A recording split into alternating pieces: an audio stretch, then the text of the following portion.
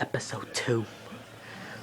As you can see, he's a natural habitat right now.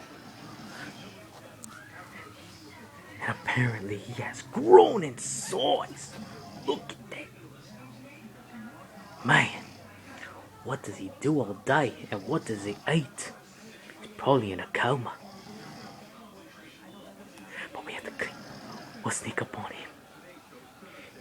We don't want to wake him up. Okay. Alright, I'm going in. But we have to be careful. This is a dangerous thing I'm doing. And it's very risky.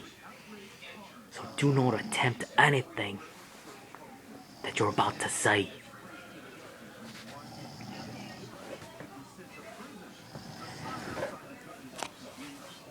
Oh, this just gets riskier.